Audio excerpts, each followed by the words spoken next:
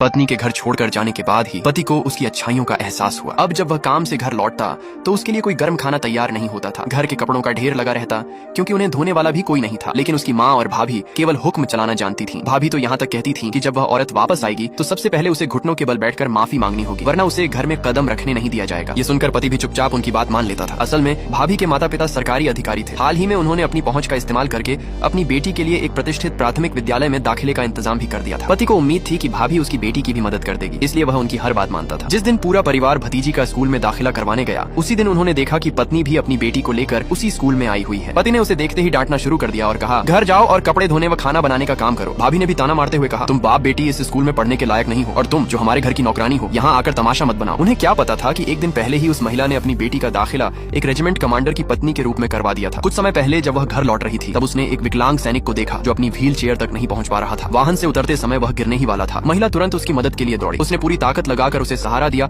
और wheel chair पर बैठा दिया। कई वर्षों से अविवाहित रहे उस सैनिक के दिल में उसी पल उसके लिए भावनाएं पैदा हो गईं। कमांडर के अधीन काम करने वाले एक अधिकारी ने उसकी जानकारी निकाली। उसे पता चला कि महिला के साथ एक बेटी भी है और लोग उसे अविवाहित नौकरानी बताते हैं। अधिकारी को लगा कि वह रेजिमेंट कमांडर के योग्य नहीं है, लेकिन कमांडर ने कहा, मेरे अपने पैर भी ठीक नहीं है, अगर वह मुझे ठुकराए नहीं तो मेरे लिए इतना ही काफी है। बाद में उसने महिला के घर जाकर उसके बारे में पूछताछ करने का फैसला किया। उसे यह नहीं पता था कि वह महिला कोई अविवाहित नौकरानी नहीं बल्कि एक विवाहित स्त्री थी। सच्चाई यह थी कि उसकी सास और भाभी उसे गांव की लड़की होने के कारण तुच्छ समझती थी। उन्होंने न केवल उसके पति को उससे कानूनी विवाह पंजीकृत करने से रोका था, बल्कि बाहर लोगों से हमेशा यही कहती थी कि वह घर की नौकरानी है। महिला अपनी बेटी की खातिर यह सब वर्षों से चुपचाप सहती आ रही थी। लेकिन उस रात जब वह घर लौटी तो उसने देखा कि पूरा परिवार मांस और मछली के शानदार भोजन का आनंद ले रहा है, जबकि उसकी बुखार से पीड़ित बेटी को आंगन में घुटनों के बल बैठाकर सजा दी जा रही है। कारण सिर्फ इतना था कि उन्हें शक था कि बच्ची ने अपनी चचेरी बहन का खिलौना चुरा लिया है। यहाँ तक कि उसका पति भी कह रहा था कि लड़की को यही सजा मिलनी चाहिए, लेकिन माँ जानती थी कि उसकी बेटी कभी चोरी नहीं कर सकती। उसी क्षण वर्षों से दबा हुआ उसका दर्द और अपमान फूट पड़ा। उसने गुस्से में आकर खाने की पूरी मेज पलट दी और परिवार से जोरदार झगड़ा कर लिया। भाभी के उकसाने पर उसका पति उस पर हाथ उठाने दौड़ा, लेकिन धक्का मुक्की में गलती से उनकी बेटी गिर गई और घायल हो गई। महिला ने झगड़े की परवाह नहीं की। उसने तुरंत अपनी बेटी को गोद में उठाया और अस्पताल की ओर भागी। लेकिन जैसे ही वह घर से बाहर निकली,